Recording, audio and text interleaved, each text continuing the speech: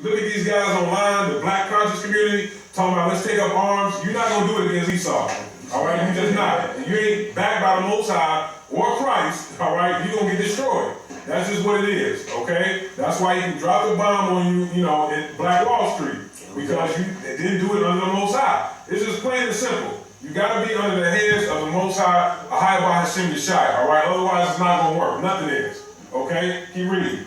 Verse 9, and all the mighty men of Nimrod who had left him to go to the wilderness heard the cry at a distance, and they knew their voices of those two men, and they ran to know the cause of it.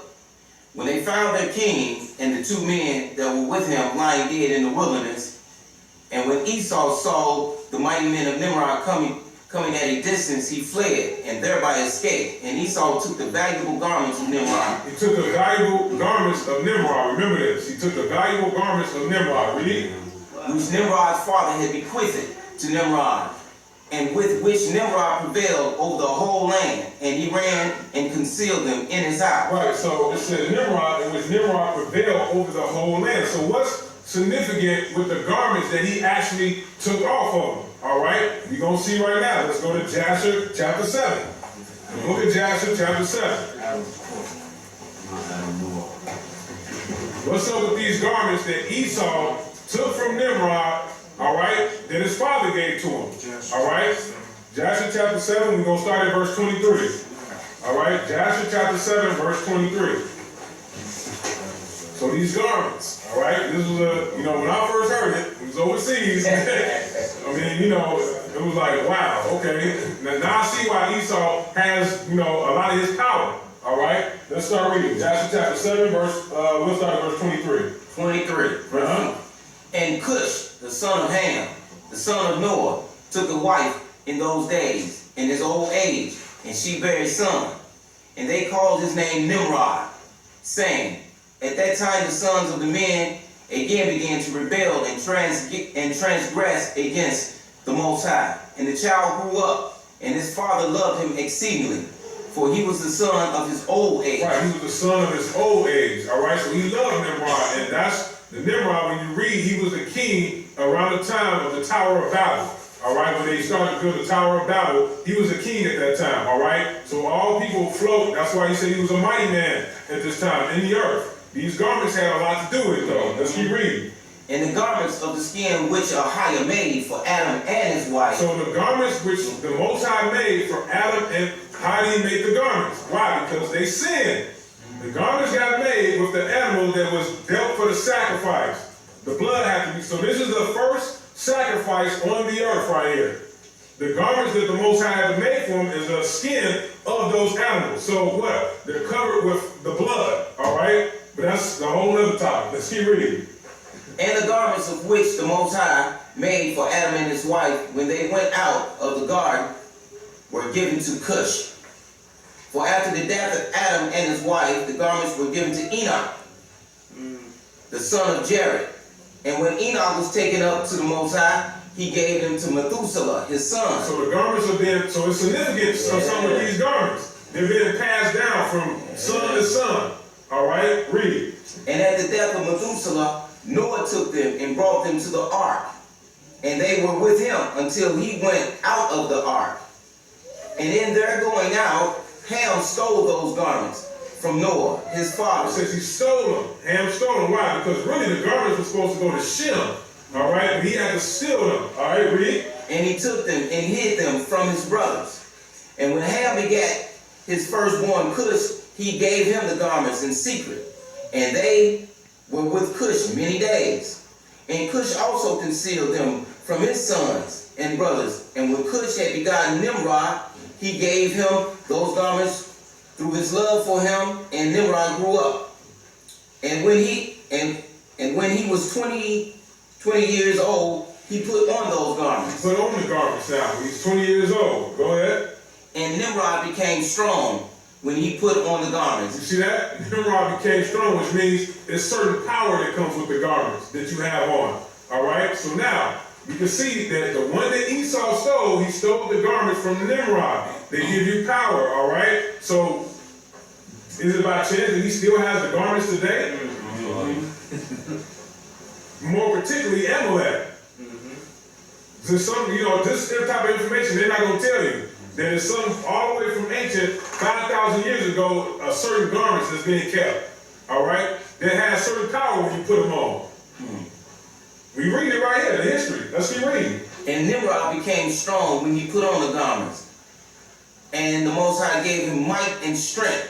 And when he was mighty, and when he was a mighty hunter in the earth, he was a mighty hunter in the field, and he hunted the animals, and he built altars, and he offered upon them the animals before the Most High. You see that? So when it came with the garments, the Most High, he had no choice. He gave him a certain power. You understand? Because the garments, those are the first, the garments were made from Adam and Eve when they sinned. They had to kill an animal so blood can cover that. You understand? That's when the first sacrifice took place. You understand? So what? The garments that was the actual first sacrifice, and it's covering them now. So the garments come with power. You understand? That's symbolic though. Because we know that our sacrifice was Yeshua. He has to cover us. We'll come get with power. All right? So, but this is before Yeshua is on the scene.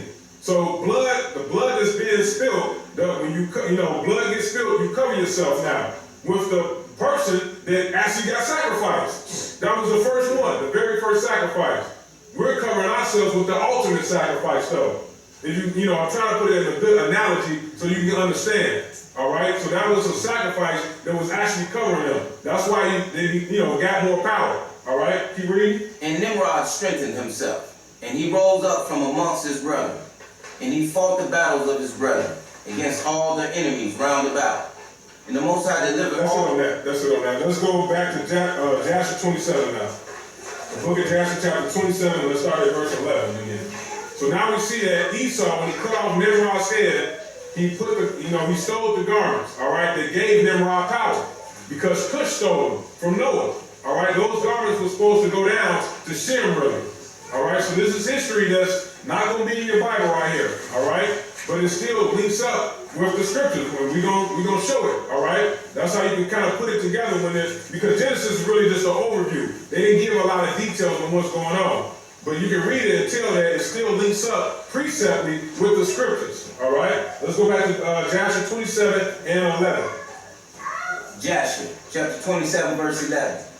And Esau took those garments and ran into the city on account of Nimrod's men. And he came unto his father's house, weary and exhausted from fight.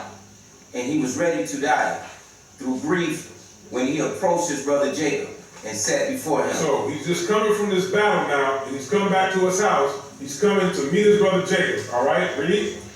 And he said unto his brother Jacob, Behold, I should die this day. And wherefore then do I want the birthright? You see that? So this is the story of what happened before he came to Jacob, from the field. When we read it in Genesis, that's where he was coming from, fighting with Nimrod and his men.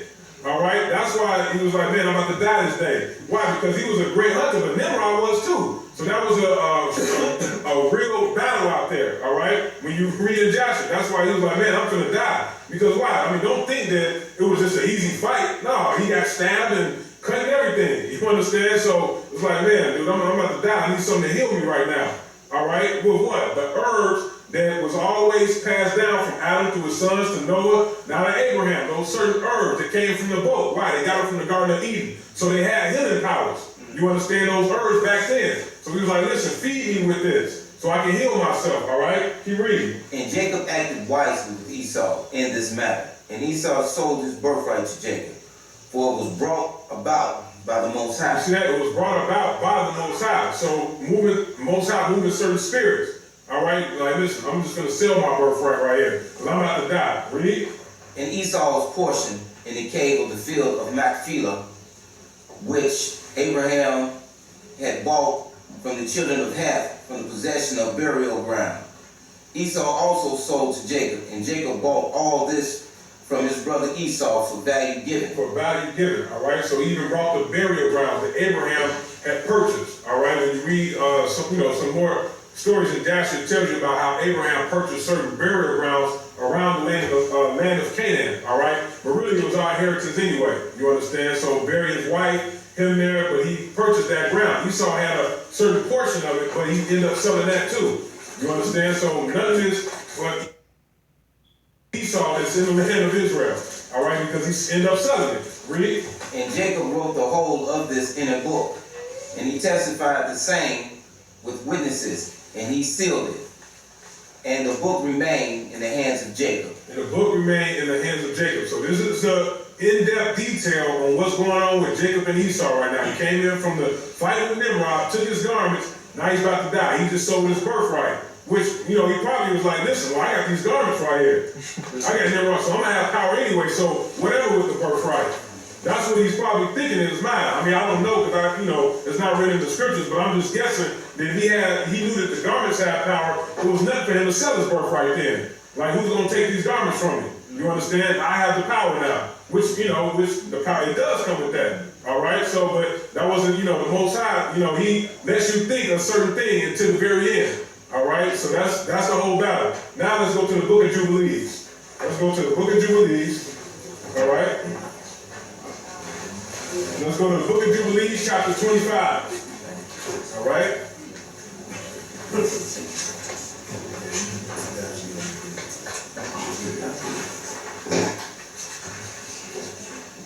The book of Jubilees, chapter 25. All right? Verse 4. Let's start there. Book of Jubilees, chapter 25.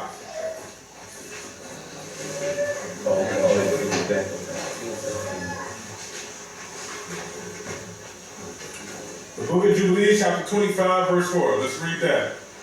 Jubilees, chapter 25, verse 4. And then spake Jacob to Rebekah his mother, and said unto her, Behold, mother, I am 9 weeks of years old. Which is, Jubilee, that's, 9 times 7. And I neither know or have I touched any woman, nor have I betrothed myself to any, nor even think of taking me a wife of the daughters of Canaan. For I remember, mother, the words of Abraham my father, for he commanded me not to take a wife of the daughters of Canaan, but to take me a wife from the seed of my father's house and from my kindred. I have heard before that daughters have been born of the bond, thy brother, and I have set my heart on them to take a wife from amongst them. And for this reason I have guarded myself in my spirit against sinning or being corrupted in all my ways throughout all the days of my life. See that? So this is Jacob right here, knowing that he couldn't take a wife of what we would call another nation at that time, particularly of the family of Ham. He had to stick with the lineage of Shem to take a wife. So even before the commandments were given to the Levites of not dealing with the other nations, Jacob knew this, Abraham knew this, Isaac knew this. Because why? He learned it from the Most High. So now the generations that got separated from Japheth, Shem, and Ham, all right? And so now he's saying that I got to keep a lineage clean with the family of Shem, all right? I can't take one from the family of Canaan, which that's what Esau did. When you read Esau's lineage, all right? He took a wife from the Canaanites, all right? Read it. For with regard to lust and fornication, Abraham my father gave me commands. And despite all that he has commanded me, these 2 and 20 years my brother